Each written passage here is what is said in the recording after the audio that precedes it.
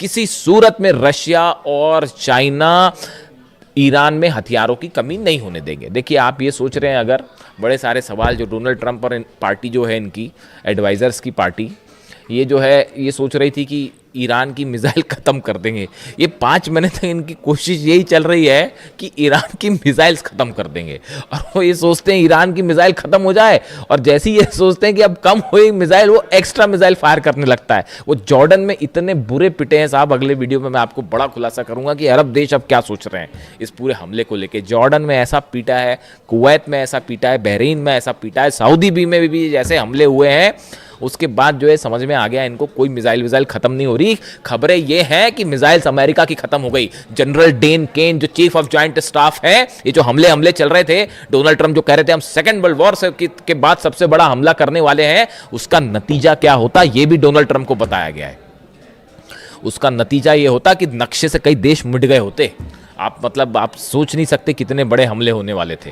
ये जो Donald Trump अगर ये हमला कर देते, जो ये कह रहे थे कि सेकेंड वर्ल्ड वॉर के बाद सबसे बड़ा हमला होगा, एयरफोर्स 1 में उनसे पूछा गया तो बोले मैं वो हमला करने वाला था जो सेकेंड वर्ल्ड वॉर के बाद सबसे बड़ा हमला होता। और फिर उन्होंने कहा कि जो है वो सऊदी के क्राउन प्रिंस ने मुझे रोका और कतर ने मुझे रोका, और तमाम इन देशों ने जो है मुझसे कहा कि अभी आप हमले मत करिए और बातचीत को एक मौका दीजिए, और हम कोशिश कर रहे हैं कि लोगों की जानें ना जाएं।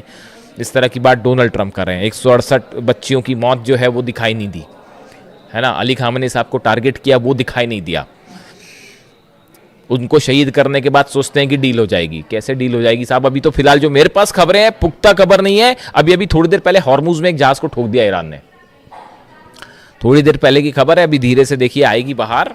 धमाकों की खबर आ गई है, तो अब वहां पे कोई दिवाली का बम तो फूटा नहीं होगा, है ना। हॉर्मुज में कोई पटाखे तो चले नहीं होंगे, तो वो धमाके की खबर आई है, तो वो जहाज के करीब धमाके की खबर आई है, वो हलचल है वहां पे, देखते हैं क्या होता है। तो मेरे ख्याल से तो एक जहाज और ठोक दिया है ईरान ने, ये लो।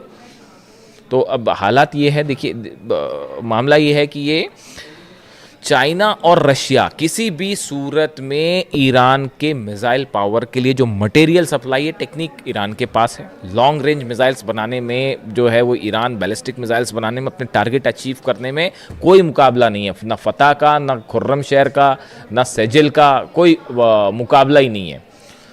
खैबर और खैबर शिकन दोनों वर्जन्स जो है मिसाइल के वो ऐसे हैं कि वो रिसर्च चल रही है कि भैया कैसे क्या इन्होंने क्या ही कर दिया।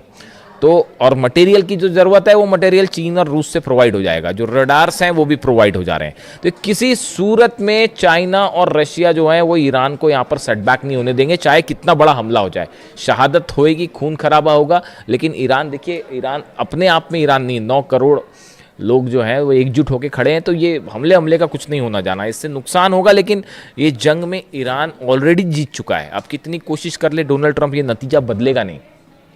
और ये बड़ा इकोनॉमिक स्टेक लगा हुआ है रशिया और चाइना का ईरान में, वो किसी सूरत में नहीं जो है नुकसान पहुंचने देंगे। बड़ा नुकसान की जंग हो जाए और ईरान हार जाए, ऐसा कतई नहीं होने जा रहा। और ना ही मिसाइल की कमी होने जा रही है, ना ड्रोन की कमी होने जा रही, चाहे जंग आज चले चाहे 5 साल चले। जैसे कि हथियारों की कमी यूक्रेन में नहीं होने दी जा रही, समझिए इस बात को। ये बड़ी फैक्चुअल चीजें हैं, मैं आपको बड़ी साइंटिफिक बात बता रहा हूं। यूक्रेन के पास क्या इतने हथियार थे? नहीं। पिछले 5 साल से जंग चल रही है ना, अमेरिका भी हथियार दे रहा है, यूरोप भी हथियार दे रहा है, उनके जम पे लंग हो रही है। जेलेंस्की तो मोहरा है, सिर्फ एक शतरंज का जरा सा पिद्दा सा मोहरा है और कुछ नहीं है। वो ईरान से भिड़ने चढ़े थे और ईरान ऐसी मार मारता कि याद आ जाती फिर नानी। तो हकीकत ये है कि वो जो है, जैसे वो हथियारों की कमी नहीं होने दे रहे, वैसे ना रूस होने देगा, ना चीन ईरान में हथियारों की कमी होने देगा। तो वो दांव फेल हो गया डोनाल्ड ट्रंप का। ये शय और मात का खेल चल रहा है शतरंज पे, और उसमें भारी पड़ जा रहा है ईरान। तो वो हथियारों की कमी होने नहीं देगा। तो अब और जंग करना जो है वो तो हौसले की बात है। वो ईरान में कूट कूट के भरा हुआ है, ईरान की लीडरशिप में कूट कूट कर भरा हुआ है। उसी का नतीजा है कि ये जो हो रहा है। तो पहली चीज़ तो ये जो हथियार पहुंचे हैं वो फिर एनालिसिस हो रहा है कि चीन ने क्या पहुंचा दिया भैया, पहली बात ये। दूसरी, इस तरह भी खबरें हैं कि रशिया से भी कुछ पहुंच गया मटेरियल नया, उसको लेकर जैसी कंफर्मेशन आएगा मैं आपको बताऊंगा। इस तरह की खबरें हैं कि मिसाइल से जुड़ा कई सामान जो है वो रूस की तरफ से भी ईरान भेज दिया गया है। वैसी भी खबरें हैं, 1-2 दिन में देखिए आपको सुनने में मिल जाएगा ये मामला।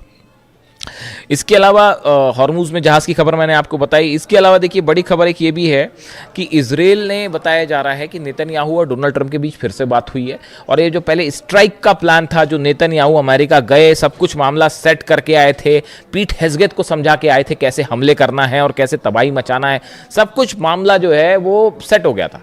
लेकिन उसके बाद जो है एंड टाइम पे स्ट्राइक वापस हो गई, तो नेतन्याहू फिर नाराज बताए जा रहे हैं। अब वो फिर कोशिश कर रहे हैं कि किसी तरह से तैयार किया जाए हमला करने के लिए। तो वो बताया जाता है कि इजराइल ने जो है, नेतन्याहू ने इस तरह की बात की है डोनाल्ड ट्रंप से कि देखिए आप जो भी करें, हमला करना है हमला करो, डील करना जो करना करो, लेकिन इजराइल के इंटरेस्ट पूरे होने चाहिए, चाहे वो मिलिट्री के लिहाज से हो, चाहे सिक्योरिटी के हिसाब से हो, चाहे इकॉनमी के हिसाब से हो, हमारे पूरे इंटरेस्ट को सेफ रख के जो काम करना है वो करिएगा। तो इस तरह से एक बार फिर थोड़ी मनमुटाव वाली खबरें आ रही हैं डोनाल्ड ट्रंप और नेतन्याहू के बीच में। खैर देखते हैं उसका जो भी हकीकत होगी।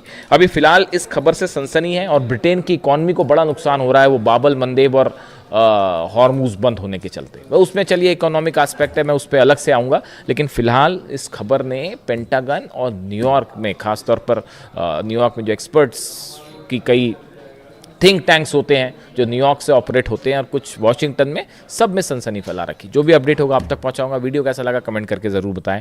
Thank you so much.